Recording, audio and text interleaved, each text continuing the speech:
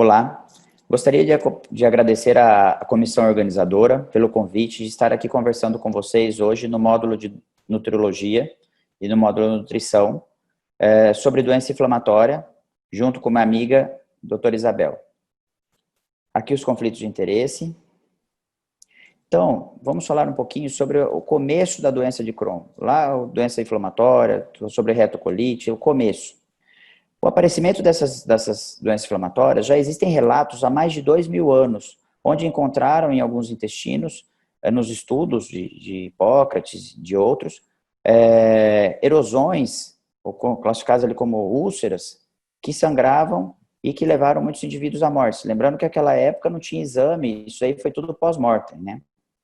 Na vida moderna, já começando aqui, depois de vários relatos, começando aqui em 1900, 1800, 2000, o Dr. Crohn, no início dos anos do século XX, começou a descrever uma patologia que tinha sinais e sintomas que foram caracterizados e juntos se tornaram a doença de Crohn.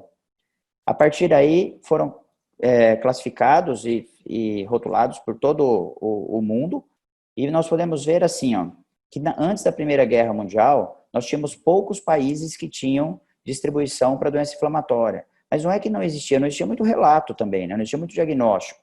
Com a industrialização e com o aumento da pós-guerra, da industrialização, da modernização das vidas em cidades, a saída da vida do campo para a vida na cidade, nós podemos observar já em 1950 um aumento, tanto no hemisfério norte da Europa, norte da Europa, Oceania, sul da África e América do Norte, um aumento importante do número de pacientes com doença inflamatória.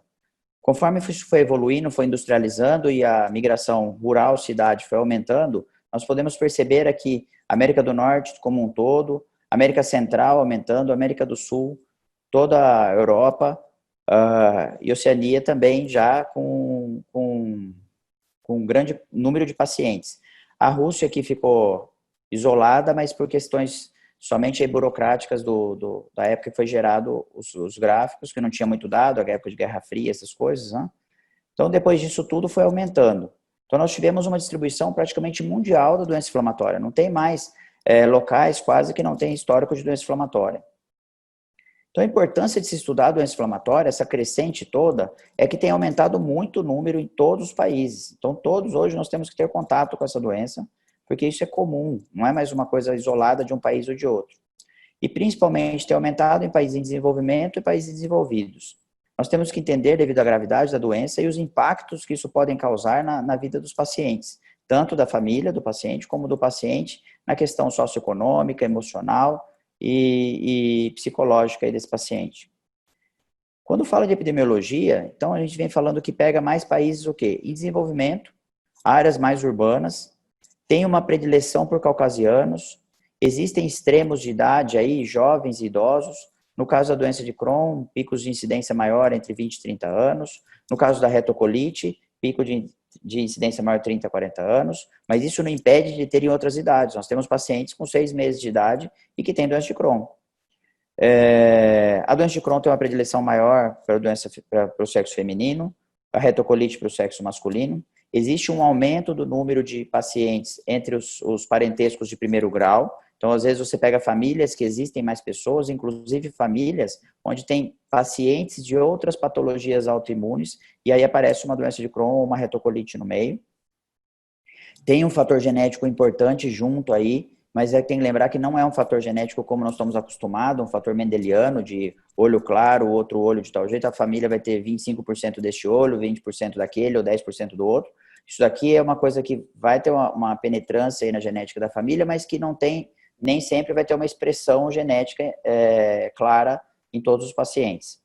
Existe uma oscilação muito grande quando a gente fala em incidência para 100 mil habitantes, quanto dá, cada país dá um valor diferente, porque ainda existe muita dificuldade em fazer bancos de dados, apesar de que na Europa, Estados Unidos, hoje nós temos muito bem compilados esses dados.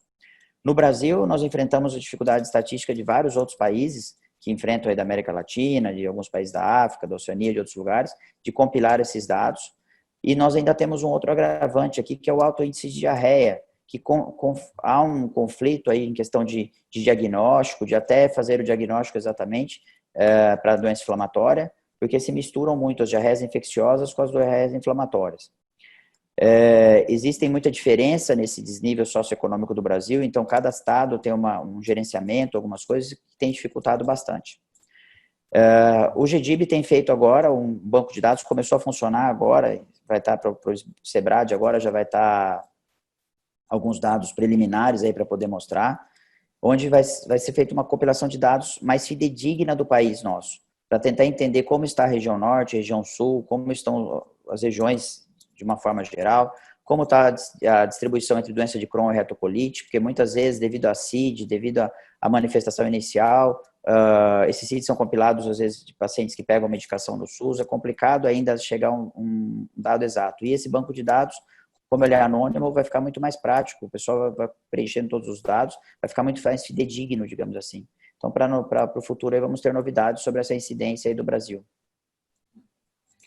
Quando nós pensamos em tratamento, se é uma doença que vem vindo e aumentando, se nós já vimos que a incidência dela vem no mundo inteiro aumentando, esta pirâmide aqui, nós já estamos, assim, mais familiarizados, a maior parte de nós, aí, de vocês já viram em algum congresso, em alguma aula, em alguma coisa, que são as pirâmides de tratamento. Nós temos a pirâmide invertida, a pirâmide de cima para baixo, top-down, step-up, vários tipos de tratamento que envolvem a doença inflamatória.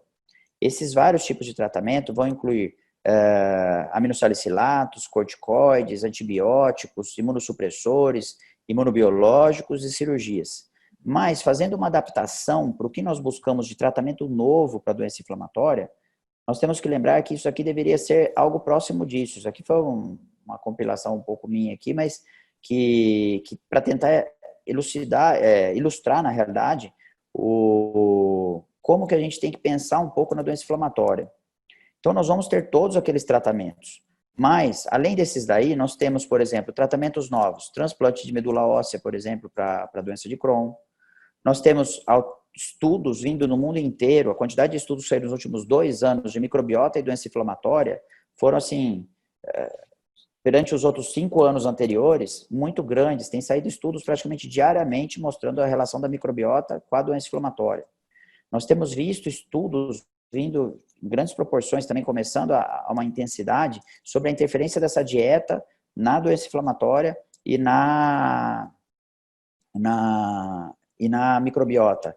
E junto psicoterapia e outras coisas, tratar este paciente de uma forma mais integrada. Não tem mais como hoje a gente tratar só o paciente isolado. O paciente tem que ser tratado integralmente. Então, nós temos, por exemplo, novidades, pensando aqui de prednisona, budesonida, essas coisas, não tem muita novidade em questão de corticoides, em questão de imunossupressores, mas em questão de biológicos, nós temos, por exemplo, aí vindo para a doença de Crohn e retocolite, mudou agora, está padronizando até no SUS alguns outros protocolos, mas nós temos, além do infliximab, adalimumab e sertalizumab, que eram os anteriores, aí que já tinham um certo tempo no mercado, nós temos aí o vedolizumab também, que vem mais recente, o ustekinumab, e outros que vêm vindo, inclusive de forma oral, que vão ajudar bastante a gente nessa jornada aí de tratamento.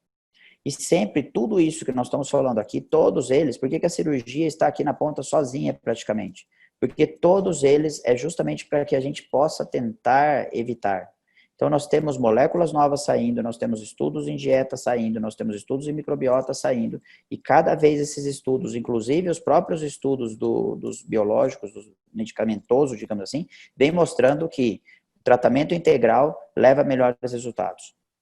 Então, aqui um trabalho mais antigo, um pouquinho, mostrando quando começou a se falar de nutrição associada para tentar manter a sustentabilidade. Então, quando você tenta manter um remédio, por exemplo, infliximab, que é um dos imunobiológicos, aquele lá em cima já na cadeia. Quando você tenta manter a sustentabilidade da medicação, pensar na nutrição. O paciente começou a perder, por exemplo, está tendo uma recaída, está tendo uma piora do quadro, será que é só a perda da medicação que não está fazendo efeito? Ou será que esse paciente poderia fazer um upgrade de tratamento e tentar manter a medicação com dieta, com microbiota, com outras alterações? Então, nós temos aí, escrevendo alguns trabalhos desde de 2005, 2007, até um pouco anterior, que mostrando que esses pacientes, eles já tinham uma interferência da dieta na microbiota. Então, quando começou a se estudar microbiota, começou a entender que é difícil até saber se quem veio primeiro é o ovo ou a galinha. Se você mexer na nutrição, você mexe na microbiota, mas se você mexer na microbiota, você também tem que dar uma mexida na nutrição. Não adianta tomar probióticos, por exemplo, e comer só coisa industrializada. Então, você tem que tentar fazer um ciclo fechado disso daí. E os trabalhos mais recentes que vem vindo, mostrando aí que dietas, por exemplo, associadas tanto a microbiota como associada ao tratamento de doenças de Crohn, por exemplo, no caso da doença de Crohn, você consegue melhorar esse paciente, melhorar o prognóstico, melhorar o tratamento, melhorar os marcadores inflamatórios, mexendo na dieta e fazendo suplementações, por exemplo, com dieta polimérica. Então, você tem agora esse trabalho mesmo, mostrando a associação da dieta de exclusão junto com dieta polimérica, uma suplementação, do qual você tem melhores resultados com esse paciente em vários índices de calprotectina, de microbiota e outras coisas. A nossa intenção, quando pensa em fazer tratamento, é justamente evitar chegar um paciente esse. Esse paciente passou aqui na nossa clínica, após N cirurgias em outros serviços, e que foi um paciente arrastado, o paciente está ostomizado, o paciente está fistulizado, o paciente está emagrecido, o paciente está com o abdômen destruído. Isso aqui é um abdômen, para tentar entender assim, que está deitado de lado, é um abdômen, com corte central, com várias fístulas. Então, como que lida com um paciente desse? Então, a ideia de trabalhar, esses trabalhos que vem vindo, por exemplo, mostrando a efetividade da nutrição, a efetividade de suplementação com dieta polimérica, a efetividade de se começar mais cedo essa integração de todos os profissionais, é justamente para evitar que os pacientes cheguem nesse nível aqui, que é uma coisa muito complicada para se tratar. A ideia, então, é que a gente faça trabalhos juntos, coletivos, entre médico, nutricionista, reumatologista, dermatologista e várias especialidades, para que você possa fazer um tratamento, seguindo os protocolos existentes no mundo hoje, fazer um tratamento individualizado para cada paciente, como se fosse um alfaiate. Então, você vai individualizar o tratamento, seguindo todos os preceitos aprovados hoje no momento. Por que isso daí? Porque num tratamento multidisciplinar, nós falamos que a doença vem crescendo, que a doença é importante, que a doença tem dificuldade, e que essa multidisciplinaridade vem aumentando. Então, se a gente entende que as doenças inflamatórias, elas têm um fator genético, elas têm uma influência muito grande em cima do sistema imunológico, onde nós vamos agir aí os imunossupressores, os imunobiológicos. Nós temos uma interferência desse ambiente nesse paciente. Como ele foi criado, se teve se o ambiente moldou adequadamente esse sistema imune. Aquela criança que foi muito poupada, nunca brincou com um cachorro, nunca caminhou numa rua, é complicado isso daí. A alimentação crescendo cada dia mais. A alimentação, carro-chefe em várias áreas, para poder ajudar não só aqui, mas em várias outras patologias. O emocional interligado com todas as outras áreas. A microbiota em crescente também, excluindo patógenos que podem ativar a doença. Então, quando você pensa nesse circuito todo aqui, onde você vê um intercalado com o outro, não adianta a gente pensar somente aqui no sistema imunológico, vai lá e bloqueia o sistema. Olha a quantidade de variáveis que tem junto aqui. Então, quando você começa a trabalhar tudo isso junto, você passa a perceber que esse paciente vai ter um melhor prognóstico. Ele vai ter um tratamento mais efetivo. A alimentação, microbiota, emocional, genética. E é isso que a doutora Isabel vai conversar com vocês agora, sobre alimentação, microbiota e a interferência disso daí na doença inflamatória. Um abraço. Fazendo agora a relação que o doutor Michael já introduziu sobre a importância da nutrição, mas quando nós pensamos no que o doutor Michael colocou, essa inter-relação entre dieta e microbiota, nós temos que pensar muito lá atrás, porque a nossa microbiota, ela foi formada como se estávamos no útero da nossa mãe. Então, a alimentação que as nossas mães fizeram durante o nosso período gestacional já foi determinante para o tipo da nossa microbiota. O tipo de parto, se nós recebemos alimentação materna ou não, vai ser um determinante da microbiota. A partir de todos esses fatores, nós já definimos alguma característica da microbiota. Claro que vai ter influência genética, epigenética, e a partir dessas informações, dessas interações, formamos a nossa microbiota. A partir daí, ela vai comunicar-se com o nosso cérebro. Então, nós vamos ter esse eixo cérebro-intestino muito importante, que vai também dar essa manutenção dessa microbiota. A partir do momento que eu tenho uma microbiota saudável e todos os seus metabólitos, eu vou com isso garantir o quê? Uma boa resposta do nosso sistema imune, um bom sistema endócrino e metabólico e um bom sistema, uma boa conversa com o nosso sistema nervoso. Então, a partir do momento que eu sei que essa conversa é bidirecional, então, o intestino conversa com o cérebro e vice-versa, eu já entendo que a partir dessa composição dessa microbiota, eu vou estar influenciando a motilidade intestinal, eu vou estar influenciando nas diversas secreções, e entre essas secreções, as secreções hormonais, então nós temos hormônios extremamente importantes que vão ser secretados no intestino e que vão ter uma ação direta do nosso sistema nervoso central. Dependendo dessa integridade ou dessa conversa bidirecional, eu vou conseguir manter uma boa integridade de mucosa intestinal, ativar o sistema imune, ou seja, toda a comunicação intestinal, ela é dependente dessa microbiota saudável. Posto isso, quando nós temos uma microbiota saudável em situação de simbiose, eu estou garantindo que cada célula do nosso intestino está desenvolvendo o seu papel da melhor forma possível. Ou seja, as células vão secretar o muco, a mucina, para garantir aquela barreira física. As células de Panet vão produzir as substâncias microbianas, vão garantir a camada de defesa, as células dendríticas vão, consequentemente, aumentar toda essa proteção e garantindo o papel de barreira. Porém, se nós modificarmos a nossa microbiota, nós vamos entrar numa situação de desbiose e vamos perder toda essa funcionalidade de barreira. Vai facilitar a penetração, a translocação bacteriana, a invasão e, consequentemente, todo o processo de inflamação começa. Então, quando nós pensamos em desbiose, eu estou pensando em perda da diversidade microbiota. Eu estou pensando, então, alterações tanto quali quanto quantitativamente dos micro-organismos. Então, quando nós falamos qual é essa inter-relação entre dieta e microbiota, de cara tem que nos vir em mente qual é o tipo de alimentação que nós temos. Se nós pensarmos que eu tenho uma alimentação saudável, eu já estou falando, então, que eu vou propiciar uma microbiota saudável, associado a todos aqueles outros fatores que o Dr. Michael colocou, eu vou garantir toda a resposta genética e epigenética e vou o que a literatura chama de uma tolerância do nosso intestino, garantindo toda a sua resposta adequada.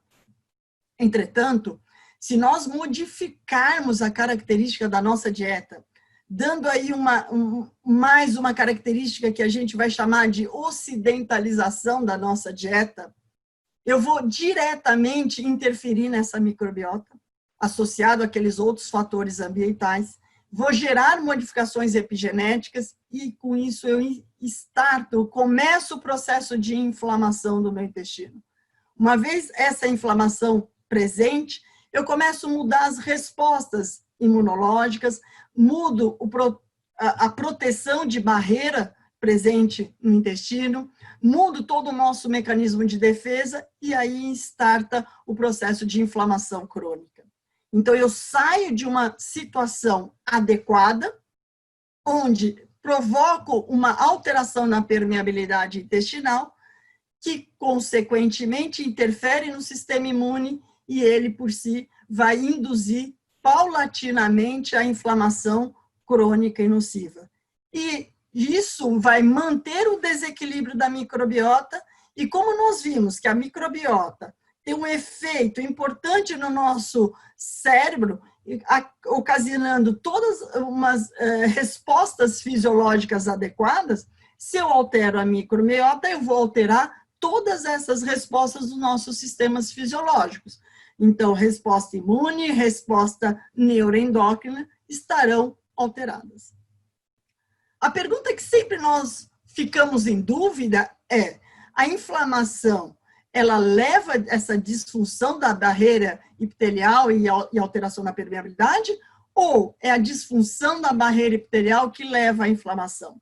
Essa resposta a literatura ainda não nos deu, mas independente de quem veio primeiro, nós temos com certeza, com esse processo de inflamação e a perda da barreira epitelial, interações importantes dessas bactérias invasoras aderentes com relação às células epiteliais, que vão induzir essa resposta inflamatória, gerando cada vez mais estímulo para a produção de citocinas pró-inflamatórias, estas responsáveis pelo NF-κB no núcleo celular.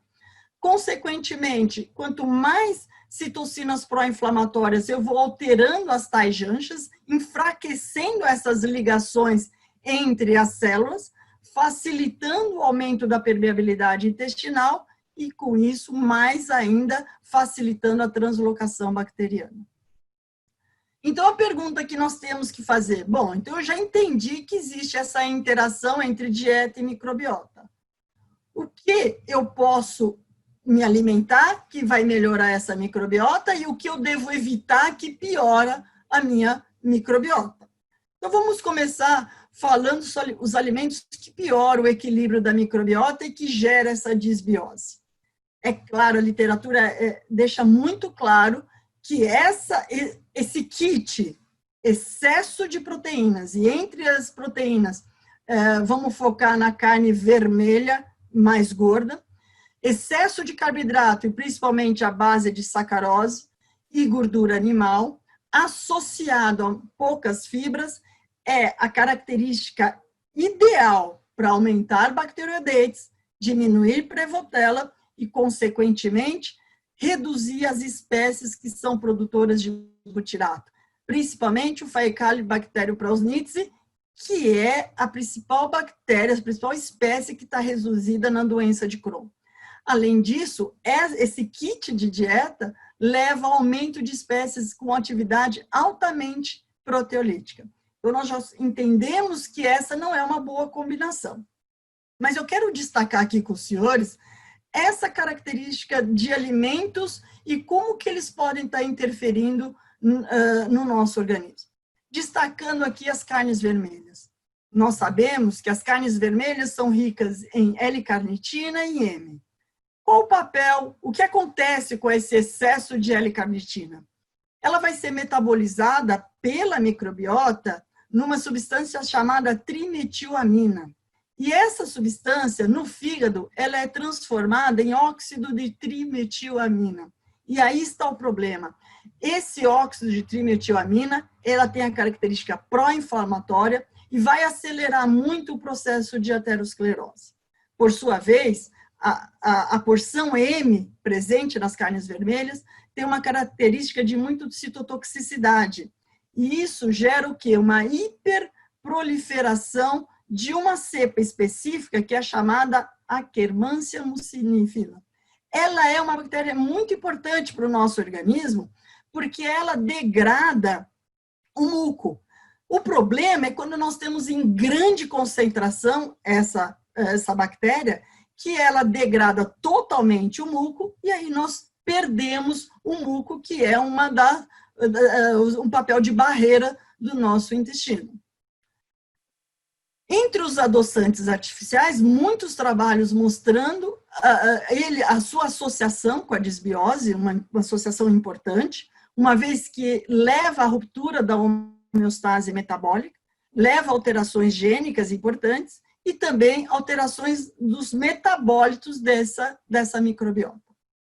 Por sua vez, os emulsificantes, que são aquelas substâncias presentes nos produtos industrializados, uma boa parte dos produtos industrializados contém os emulsificantes, trazem como resultado uma microbiota disbiótica também. E isso vai induzir uma inflamação, e já os trabalhos demonstrando que também estão relacionados à síndrome metabólica, em estudos experimentais, gerando esse emulsificante colite em camundongos. Então, se nós conseguíssemos resumir o que nós estamos falando, e aqui eu quero destacar, então, do lado esquerdo, alto teor de gordura e açúcar, excesso de produtos lácteos com alto teor de gordura saturada, dieta com alto teor de carne vermelha, álcool, maltodestrina, que também está presente em produtos industrializados, vão trazer um efeito direto no nosso trato gastrointestinal e na imunidade. Efeitos quais? Disbiose, maior grau de abscesso em criptas, menor produção de ácidos graxos de cadeia curta, que são fundamentais para nós mantermos a saudabilidade do nosso intestino, um supercrescimento da Escherichia coli, induz a resposta TH1, e sabemos que ela é pró-inflamatória, e com isso gera mais colite. O excesso de carne vermelha vai levar à abundância de algumas espécies que são tolerantes à bile, e outras que são extremamente importantes, leva à redução dos firmicutes, entre eles Faecalibacterium prosnites, reduz a quantidade de ácidos graxos de cadeia curta, e, consequentemente, tudo isso vai alterando e vai levando à formação do biofilme, que gera aí a invasão da E. coli aderente, que é tudo que nós não queremos.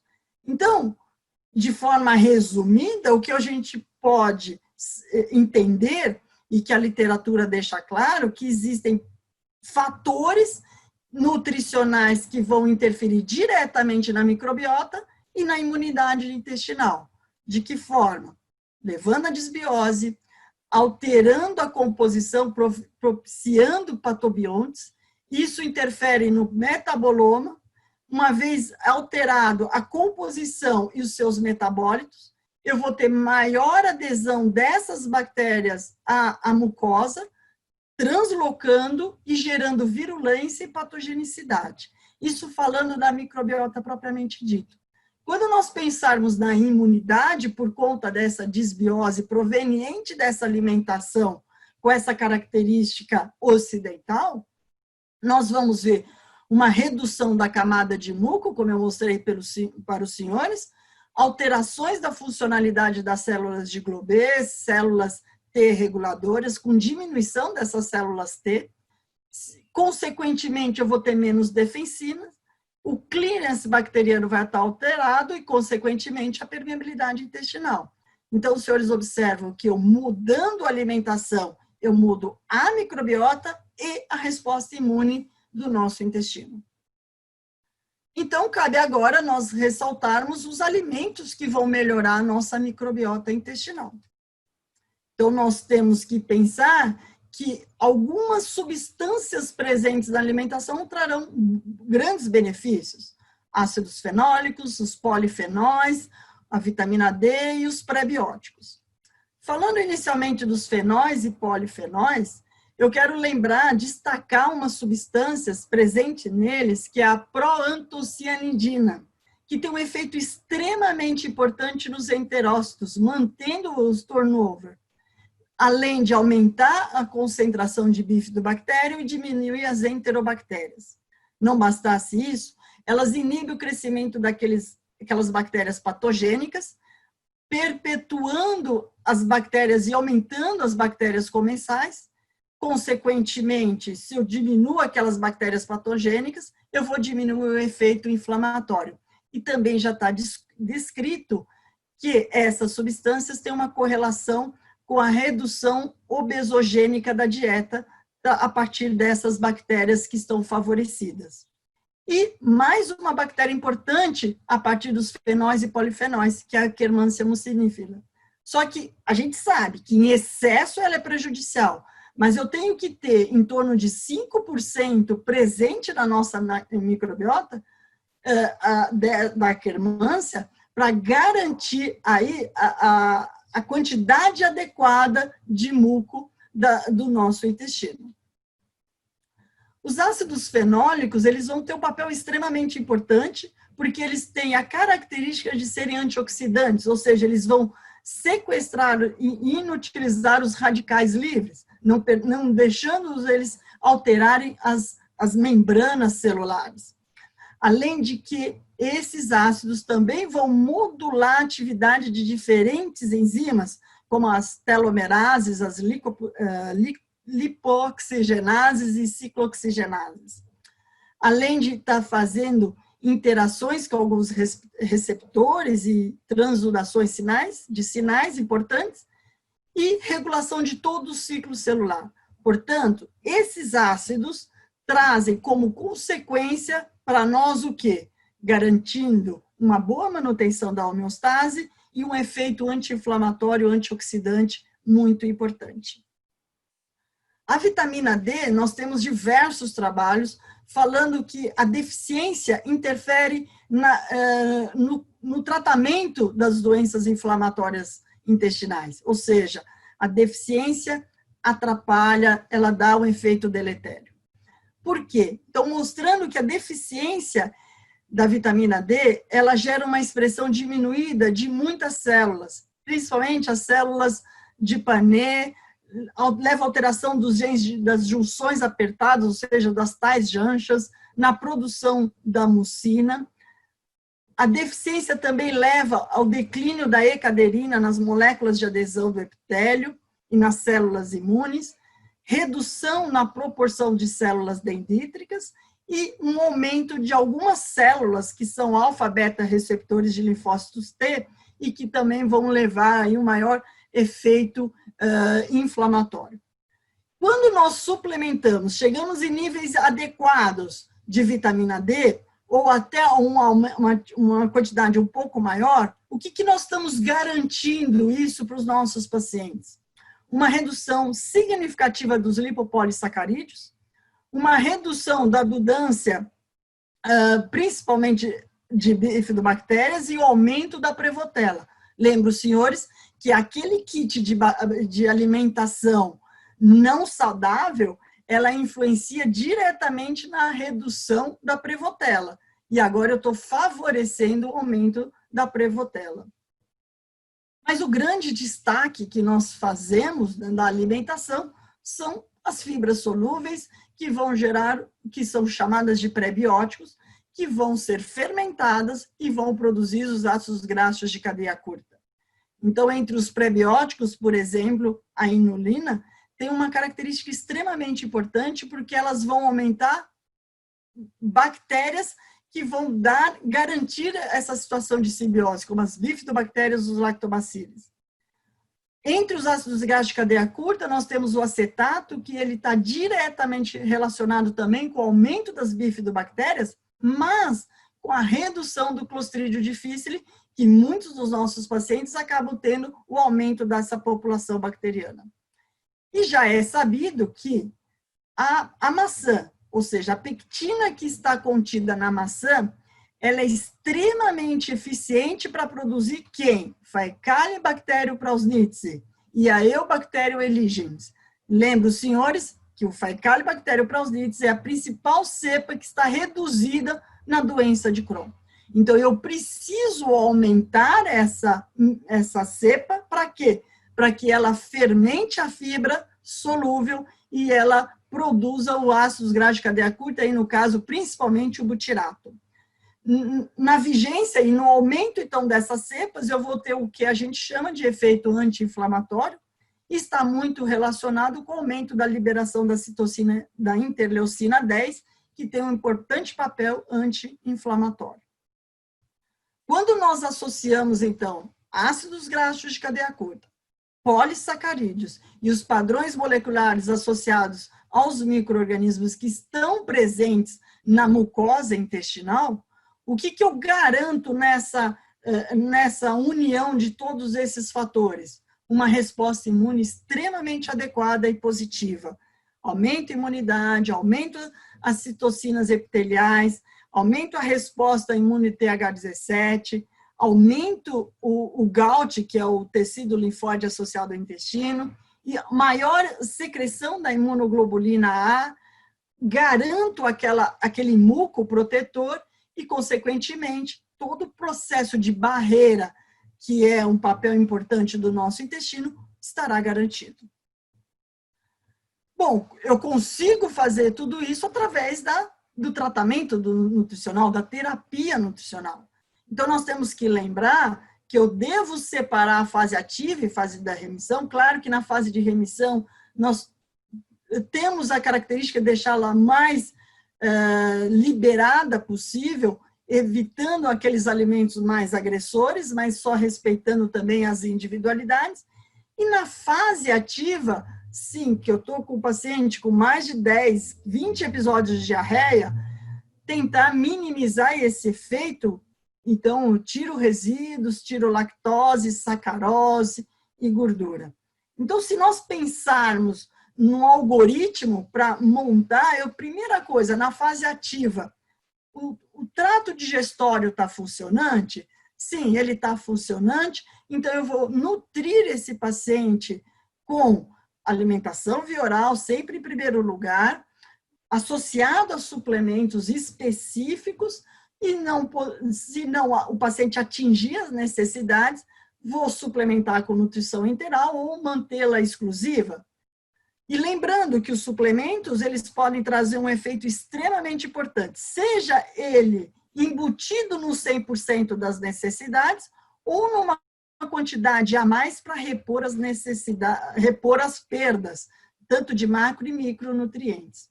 E o suplemento nutricional e essa característica de atenção do quanto eu vou nutrir, não só na fase ativa, na fase de remissão, porque muitas vezes o paciente entra na fase de remissão com déficits calóricos, déficits proteicos, déficits de micronutrientes. Então, o suplemento terá esse papel também de repor, ajudar a atingir a meta, seja inserido no contexto do 100% ou num percentual de 30% ou até 50%, compondo aí a mais para eu repor o que foi perdido. Mas a literatura deixa claro que eu consigo, de forma exclusiva, com nutrição enteral exclusiva, resolver esse problema ou restaurar essa ação da inflamação. De que forma? Se nós destacamos que a disbiose, a presença dessa modificação da microbiota está potencializando essa inflamação, na hora que eu tiro a dieta, que tem os agentes agressores, e deixo a nutrição enteral exclusiva e 100%, eu vou modificar o estímulo que eu estou dando para o nosso intestino. Então, veja aqui os senhores que numa situação de Crohn ativa, nós destacamos que existe uma disbiose intestinal importante, que as tais junctions estão enfraquecidas, que essa permeabilidade está aumentada e muitas citocinas pró-inflamatórias estão sendo liberadas. Eu mantive o meu paciente com uma nutrição enteral exclusiva. O que eu vou garantir? Eu vou garantir que eu inicio a alteração dessa microbiota, e eu começo a restaurar uma microbiota saudável, que consequentemente restaura toda essa funcionalidade de barreira intestinal e modifica a resposta inflamatória, ou seja, deixa de liberar ou secretar citocinas pró-inflamatórias e passa a ter as citocinas anti-inflamatórias. E isso foi descrito em algumas meta-análises, desde 2000, 2007, 2017, onde foram comparadas a nutrição enteral exclusiva com o corticoide. E ambas, as três meta-análises, demonstraram que foi igual o resultado para a remissão. Entretanto, a última meta-análise de 2017 mostrou ainda um diferencial da nutrição enteral exclusiva em relação ao corticoide no que diz respeito à cicatrização de mucosa. Exatamente esse efeito que eu mostrei para os senhores. Então, a questão é, qual dieta é a melhor para nós utilizarmos a nutrição enteral exclusiva? É elementar? Não, não é. É a oligomérica? Não. Alguns trabalhos só que mostram que pode ser importante. Mas é a polimérica que faz a diferença. Mas dentro da classe polimérica, se nós tivermos uma polimérica com TGF-beta 2, que é a substância que vai ajudar na melhora dessa microbiota e potencializar a resposta imune para anti-inflamatórios, eu vou garantir uma resposta muito mais salutar. E isso já é muito bem descrito na literatura, então, a nutrição enteral exclusiva, ela se leva à remissão. Então, ela é uma terapia altamente efetiva para a indução da remissão da doença de Crohn, amplamente utilizada como primeira linha de tratamento para induzir essa remissão, seja em crianças e adolescentes, na fase ativa, e as taxas de remissão giram em torno de 60% e 80%, como vamos mostrar aqui nesse quadro para os senhores. Vejam, são vários trabalhos mostrando que sim, que eu tenho melhores resultados comparado com a corticoterapia, induziu a remissão, a nutrição induziu, inclusive, a cicatrização da mucosa, teve efeitos positivos em relação à corticoterapia. Mas a gente quer destacar um trabalho aqui com os senhores, que é esse estudo de Johnson, onde nós olhamos, ele se destaca em relação aos demais trabalhos, em relação à taxa de remissão. É o único que teve uma taxa de remissão baixa. E qual foi a característica desse trabalho? Ele não foi nutrição enteral exclusiva, ele foi uma nutrição enteral parcial. 50% dela foi via nutrição enteral e a outros 50% o paciente podia comer o que ele quisesse. Então, o que aconteceu? Não se tirou da alimentação aqueles fatores inflamatórios. E isso ajudou a diminuir, mas não o efeito que era esperado. Então, esse estudo mostrou realmente o princípio da exclusividade e da importância de uma alimentação que você tem que tirar aqueles agentes agressores. Agora, eu gostaria de perguntar para o Dr. Michael se ele tem alguma experiência com algum caso que ele gostaria de mostrar para nós, onde exatamente aparece essa situação de usar a dieta, modificar a dieta e ter uma resposta positiva.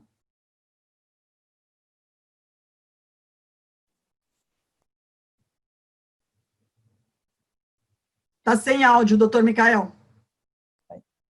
Trouxe dois casos bem curtos, mas que ilustraram, na realidade, fazem parte da história minha de aprendizado, até pensando numa dieta polimérica com TGF-beta, que se tornaram interessantes. Eu vou compartilhar com vocês agora um pouco.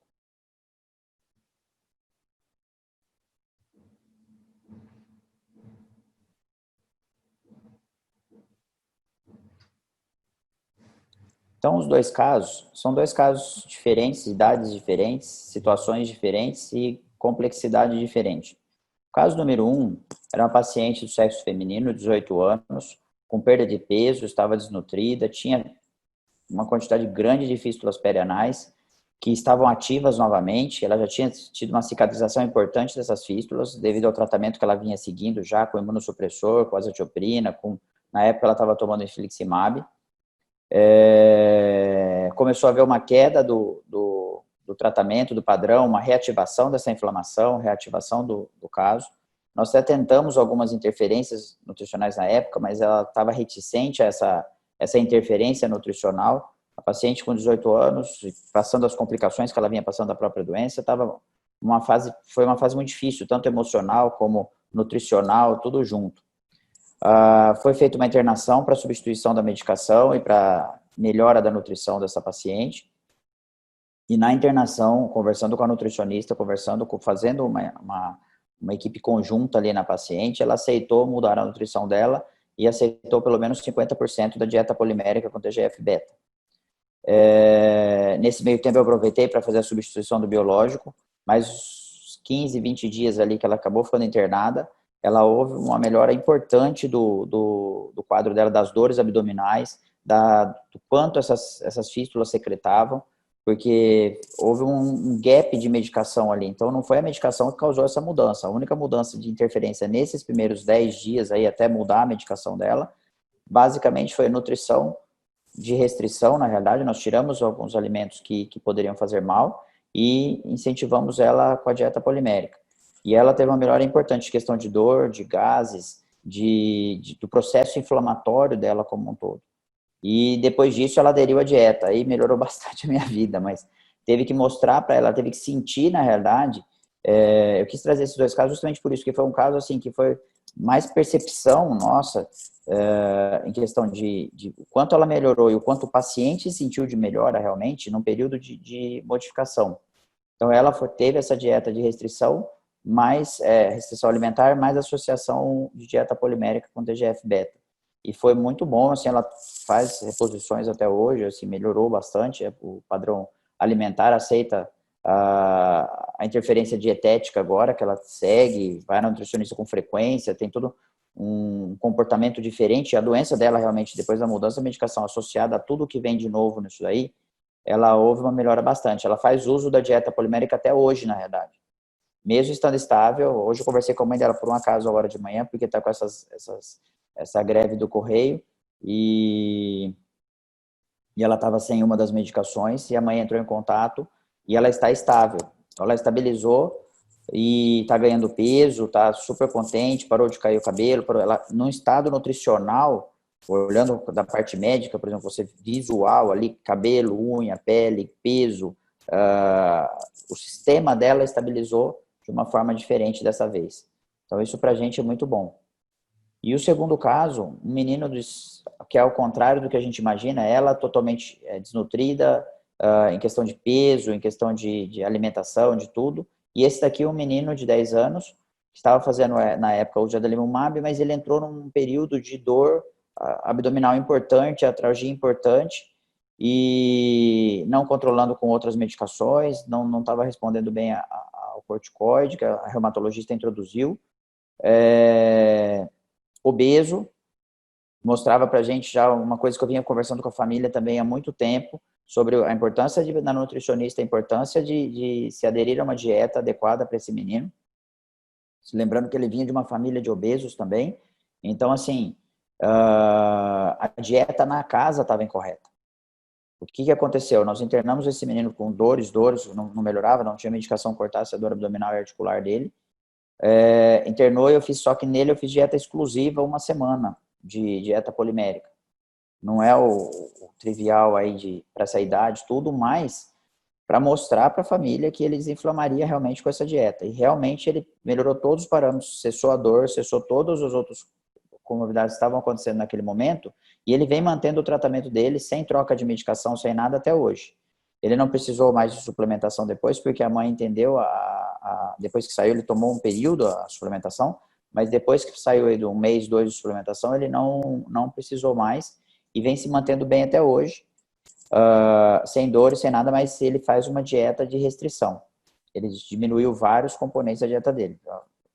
Esse menino chegou no pronto-socorro com dor abdominal, comendo um x-tudo. Então, assim, não é é o que a gente encontra no dia a dia. Nosso dia a dia é desse jeito. E é muito complicado entender esse conjunto de que tem que se trabalhar a nutrição junto, tem que se trabalhar o emocional junto, tem que trabalhar, é um kit que vem junto, não é só eu pegar e passar imunossupressor e falar, olha, passar bem e nenhuma outra orientação mais.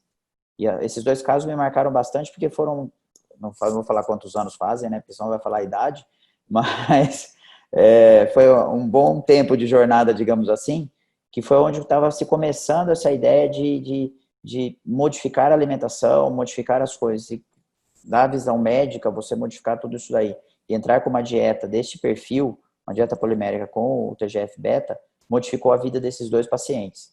Então, a partir daí, eu comecei a estudar cada vez mais a dieta, entender mais a dieta e participar mais e introduzir mais as dietas para os meus pacientes. Doutora Isabel? Então, eu também tenho 2 casos aqui para apresentar, e eu acho que a gente poderia mudar o nome, viu, doutor Micael? De estudo A gente podia chamar de X tudo ruim, né? Com certeza. Não é só X tudo, é X tudo ruim tem ali, né? Ele mostrou que a mãe dava para ele em casa, na verdade. Chegou no hospital comendo. O residente fotografou e me mandou. Eu tinha até essa foto guardada um tempo atrás. Então. Exatamente, mudar esse conceito na cabeça, seja das crianças, até da família.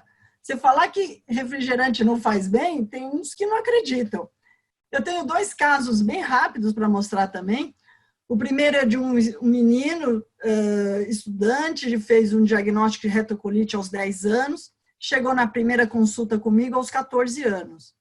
Ele veio com uma prescrição da gastropediatra com corticóide, imunossupressor, terapia biológica, já com suplementos de vitaminas e minerais, mas ele tinha vários problemas. Por exemplo, o imunossupressor gerou uma cistite hemorrágica importante, uma estomatite, gastrite, que não permitia que ele se alimentasse adequadamente e perdia muito peso continuamente.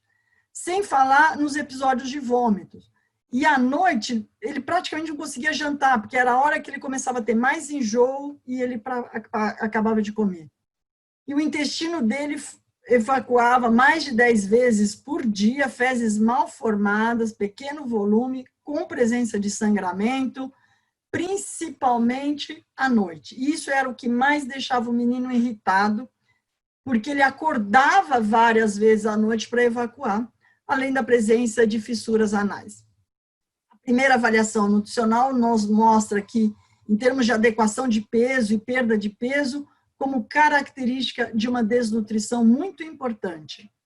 Então, de cara, nós mudamos a alimentação dele, eu pedi para tirar ácidos, picantes, bebidas carbonatadas, tirar todos os X-tudo possíveis e imagináveis, então tirei fritura, alimentos gordurosos, resíduos, lactose, sacarose.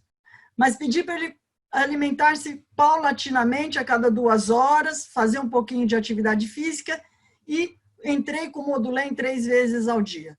E os senhores vejam, a recuperação não foi rápida, levou praticamente quase 2 anos de acompanhamento, dos 14 aos 16 anos do garoto, mas ele chegou, aqui eu vou mostrar nessa tabela, a evolução foi ótima, ele chegou no peso ideal, depois dos quase 2 anos a gente atingiu, mas ele ganhou massa muscular, ele adequou o seu IMC, ele saiu do IMC de 14, chegou no IMC de 20, extremamente recuperado, e os indicadores bioquímicos também bem normalizados. Então, a recuperação é lenta, mas ela tem que ser mantida com a medicação e com a dieta durante todo o período, com o suplemento também. E o último caso, rapidamente, é dessa criança. Como o senhor comentou, nós temos casos de crianças com doença de Crohn. Esse menino foi diagnosticado agora, há 2 meses atrás, com 4 anos, já veio para mim com a prescrição da gastropediatra com predicin, azatioprina, noripurum e Losec, com uma gastrite muito importante, além do Crohn em atividade, evacuando de 4 a 6 vezes por dia, uma dieta inicia pastosa, mas depois se liquefaz nas últimas evacuações, com presença de sangue oculto nas fezes e muito ativo a doença. Veja, a calprotectina dele acima de 1.800, um ferro de 50, uma ferritina de 32, e a avaliação nutricional me apontou o seguinte, ele estava com menino de 4 anos, com 14 quilos, e o peso habitual dele era 18. Pela curva, o peso de 17 seria ideal. Então, em curto período de tempo, ele perdeu 4 quilos. Fazendo a avaliação rapidamente, nós já decretamos aí uma desnutrição importante, porque ele perdeu esse peso de 4 quilos em menos de 3 meses. Muito bem, a conduta que nós fomos basicamente igual do outro garoto, tiramos tudo que irritava a mucosa gástrica intestinal, tiramos alimentos industrializados, bebidas carbonatadas, tudo de gordura, resíduos, acrescentei o amido resistente, que está muito associado com a melhora da microbiota, principalmente com o aumento do Faecalibacterium prausnitzii, e suplemento o Modulem 3 vezes ao dia. E para nossa surpresa, veja após 6 semanas, o garoto ganhou 3 quilos e me mandou esse desenho, que mostra no desenho ele segurando a comida, e aí, no caso, mostrando o suplemento, de tão feliz, porque ele punha esse suplemento em tudo que dava energia para ele. Ele fez até um bilhetinho cheio de beijinhos para mim, mostrando que realmente a criança passou a ficar mais feliz, a se interagir com, já dentro dessa situação atual de pandemia, exclusão, ainda com diarreia, ele teve uma melhora em 6 semanas extremamente significativa, tanto da doença como do estado nutricional. Eu gostaria de perguntar para o Dr. Michael se ele tem alguma experiência com algum caso que ele gostaria de mostrar para nós, onde exatamente aparece essa situação de usar a dieta, modificar a dieta e ter uma resposta positiva. Trouxe 2 casos bem curtos, mas que ilustraram, na realidade, fazem parte da história minha de aprendizado, até pensando numa dieta polimérica com TGF-beta, que se tornaram interessantes. Eu vou compartilhar com vocês agora um pouco. Então, os 2 casos, são 2 casos diferentes, idades diferentes, situações diferentes e complexidade diferente. O caso número 1 era uma paciente do sexo feminino, 18 anos, com perda de peso, estava desnutrida, tinha uma quantidade grande de fístulas perianais que estavam ativas novamente. Ela já tinha tido uma cicatrização importante dessas fístulas devido ao tratamento que ela vinha seguindo já com imunossupressor, com azatioprina, na época ela estava tomando infliximab. Começou a haver uma queda do tratamento, do padrão, uma reativação dessa inflamação, reativação do caso. Nós até tentamos algumas interferências nutricionais na época, mas ela estava reticente a essa interferência nutricional. A paciente com 18 anos, passando as complicações que ela vinha passando da própria doença, foi uma fase muito difícil, tanto emocional como nutricional, tudo junto. Foi feita uma internação para substituição da medicação e para melhora da nutrição dessa paciente.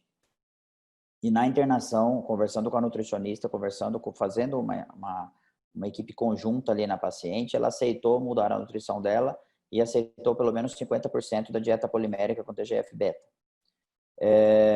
Nesse meio tempo eu aproveitei para fazer a substituição do biológico, mas 15, 20 dias ali que ela acabou ficando internada, ela houve uma melhora importante do quadro dela, das dores abdominais, do quanto essas fístulas secretavam, porque houve um gap de medicação ali. Então, não foi a medicação que causou essa mudança. A única mudança de interferência nesses primeiros 10 dias, aí, até mudar a medicação dela, basicamente foi nutrição de restrição. Na realidade, nós tiramos alguns alimentos que poderiam fazer mal e incentivamos ela com a dieta polimérica.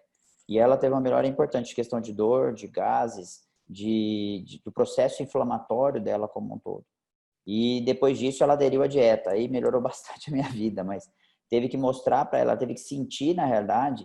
Eu quis trazer esses 2 casos justamente por isso, que foi um caso assim que foi mais percepção nossa, em questão de o quanto ela melhorou e o quanto o paciente sentiu de melhora realmente num período de modificação.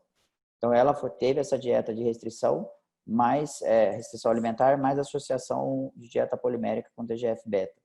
E foi muito bom, assim, ela faz reposições até hoje, assim, melhorou bastante, o padrão alimentar, aceita a interferência dietética agora, que ela segue, vai na nutricionista com frequência, tem todo um comportamento diferente. A doença dela realmente, depois da mudança da medicação associada a tudo que vem de novo nisso daí, ela houve uma melhora bastante. Ela faz uso da dieta polimérica até hoje, na realidade. Mesmo estando estável, hoje eu conversei com a mãe dela por um acaso agora de manhã, porque está com essa greve do correio e ela estava sem uma das medicações e a mãe entrou em contato e ela está estável. Então, ela estabilizou e está ganhando peso, está super contente, parou de cair o cabelo, ela num estado nutricional, olhando da parte médica, por exemplo, você visual ali, cabelo, unha, pele, peso, o sistema dela estabilizou de uma forma diferente dessa vez. Então, isso para a gente é muito bom. E o segundo caso, um menino que é ao contrário do que a gente imagina, ela totalmente desnutrida, em questão de peso, em questão de alimentação, de tudo. E esse daqui é um menino de 10 anos, que estava fazendo, na época, o adalimumab, mas ele entrou num período de dor abdominal importante, atralgia importante, e não controlando com outras medicações, não estava respondendo bem ao corticoide, que a reumatologista introduziu. Obeso, mostrava para a gente já uma coisa que eu vinha conversando com a família também há muito tempo, sobre a importância da nutricionista, a importância de se aderir a uma dieta adequada para esse menino. Lembrando que ele vinha de uma família de obesos também. Então, assim, a dieta na casa estava incorreta. O que aconteceu? Nós internamos esse menino com dores, não melhorava, não tinha medicação que cortasse a dor abdominal e articular dele. Internou e só que nele eu fiz dieta exclusiva uma semana de dieta polimérica. Não é o trivial aí para essa idade, tudo, mas para mostrar para a família que ele desinflamaria realmente com essa dieta. E realmente ele melhorou todos os parâmetros, cessou a dor, cessou todos os outros comorbidades que estavam acontecendo naquele momento, e ele vem mantendo o tratamento dele sem troca de medicação, sem nada até hoje. Ele não precisou mais de suplementação depois, porque a mãe entendeu, depois que saiu, ele tomou um período a suplementação, mas depois que saiu aí de 1 mês, 2 de suplementação, ele não precisou mais e vem se mantendo bem até hoje, sem dores, sem nada, mas ele faz uma dieta de restrição. Ele diminuiu vários componentes da dieta dele. Esse menino chegou no pronto-socorro com dor abdominal, comendo um X-tudo. Então, assim, não é é o que a gente encontra no dia a dia. Nosso dia a dia é desse jeito. E é muito complicado entender esse conjunto de que tem que se trabalhar a nutrição junto, tem que se trabalhar o emocional junto, tem que trabalhar, é um kit que vem junto, não é só eu pegar e passar imunossupressor e falar, olha, passar bem e nenhuma outra orientação mais. E esses 2 casos me marcaram bastante porque foram, não vou falar quantos anos fazem, né, porque senão vai falar a idade, mas foi um bom tempo de jornada, digamos assim, que foi onde estava se começando essa ideia de modificar a alimentação, modificar as coisas. E da visão médica, você modificar tudo isso daí e entrar com uma dieta deste perfil, uma dieta polimérica com o TGF-beta, modificou a vida desses 2 pacientes. Então, a partir daí, eu comecei a estudar cada vez mais a dieta, entender mais a dieta e participar mais e introduzir mais as dietas para os meus pacientes. Doutora Isabel? Eu tenho 2 casos bem rápidos para mostrar também.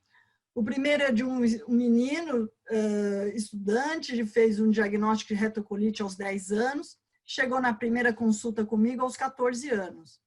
Ele veio com uma prescrição da gastropediatra com corticóide, imunossupressor, terapia biológica, já com suplementos de vitaminas e minerais, mas ele tinha vários problemas. Por exemplo, o imunossupressor gerou uma cistite hemorrágica importante, uma estomatite, gastrite, que não permitia que ele se alimentasse adequadamente e perdia muito peso continuamente. Sem falar nos episódios de vômitos. E à noite, ele praticamente não conseguia jantar, porque era a hora que ele começava a ter mais enjoo e ele acabava de comer. E o intestino dele evacuava mais de 10 vezes por dia, fezes mal formadas, pequeno volume, com presença de sangramento, principalmente à noite. Isso era o que mais deixava o menino irritado, porque ele acordava várias vezes à noite para evacuar, além da presença de fissuras anais. A primeira avaliação nutricional nos mostra que, em termos de adequação de peso e perda de peso, como característica de uma desnutrição muito importante. Então, de cara, nós mudamos a alimentação dele, eu pedi para tirar ácidos, picantes, bebidas carbonatadas, tirar todos os X-tudo possíveis e imagináveis, então tirei fritura, alimentos gordurosos, resíduos, lactose, sacarose. Mas pedi para ele alimentar-se paulatinamente a cada 2 horas, fazer um pouquinho de atividade física e entrei com o Modulem 3 vezes ao dia. E os senhores vejam, a recuperação não foi rápida, levou praticamente quase 2 anos de acompanhamento, dos 14 aos 16 anos do garoto, mas ele chegou, aqui eu vou mostrar nessa tabela, a evolução foi ótima, ele chegou no peso ideal, depois dos quase 2 anos a gente atingiu, mas ele ganhou massa muscular, ele adequou o seu IMC, ele saiu do IMC de 14, chegou no IMC de 20, extremamente recuperado, e os indicadores bioquímicos também bem normalizados. Então, a recuperação é lenta, mas ela tem que ser mantida com a medicação e com a dieta durante todo o período, com o suplemento também. E o último caso, rapidamente, é dessa criança. Como o senhor comentou, nós temos casos de crianças com doença de Crohn. Esse menino foi diagnosticado agora, há 2 meses atrás, com 4 anos, já veio para mim com a prescrição da gastropediatra com predicin, azatioprina, noripurum e Losec, com uma gastrite muito importante, além do Crohn em atividade, evacuando de 4 a 6 vezes por dia, uma dieta inicia pastosa, mas depois se liquefaz nas últimas evacuações, com presença de sangue oculto nas fezes e muito ativo a doença. Veja, a calprotectina dele acima de 1.800, um ferro de 50, uma ferritina de 32, e a avaliação nutricional me apontou o seguinte: ele estava com menino de 4 anos, com 14 quilos, e o peso habitual dele era 18. Pela curva, o peso de 17 seria ideal. Então, em curto período de tempo, ele perdeu 4 quilos. Fazendo a avaliação rapidamente, nós já decretamos aí uma desnutrição importante, porque ele perdeu esse peso de 4 quilos em menos de 3 meses.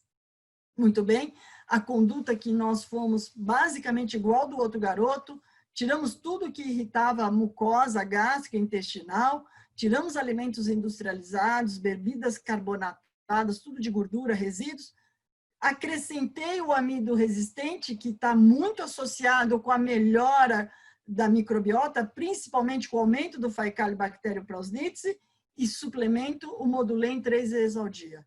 E para nossa surpresa, veja, após 6 semanas, o garoto ganhou 3 quilos e me mandou esse desenho, que mostra no desenho ele segurando a comida, e aí, no caso, mostrando o suplemento, de tão feliz, porque ele punha esse suplemento em tudo que dava energia para ele.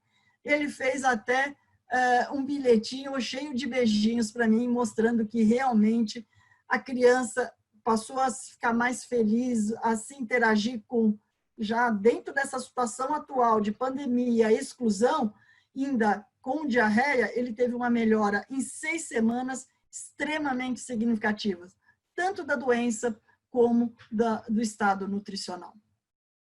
Eu acho que esses eram os pontos que nós gostaríamos de mostrar, tanto em termos de dieta, microbiota e de inovações e o que está para vir em termos de tratamento, né?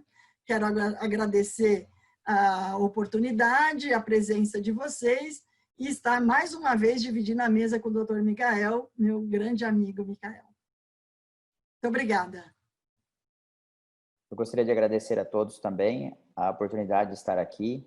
Para mim é um grande prazer compartilhar com a Isabel o tempo aqui de debate, de aula. Ultimamente, nós andamos até sincronizados de aula. Um pensa um negócio, o outro já montou lá do outro lado. Está ficando até engraçado já.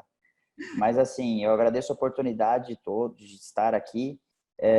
Esse é um tema que vem crescendo demais, inclusive tem protocolos novos saindo agora, os estudos mais novos com a dieta polimérica em adultos, a dieta polimérica TGF-beta em adultos, com restrições por períodos, que isso vai vir, assim, para os próximos tempos agora, uma melhor aceitação do público adulto, porque uma das coisas que eu vi com dificuldade, que existia até divergência para analisar o quanto um adulto melhorava realmente com dieta, e exigia até divergência entre os médicos, era justamente isso daí.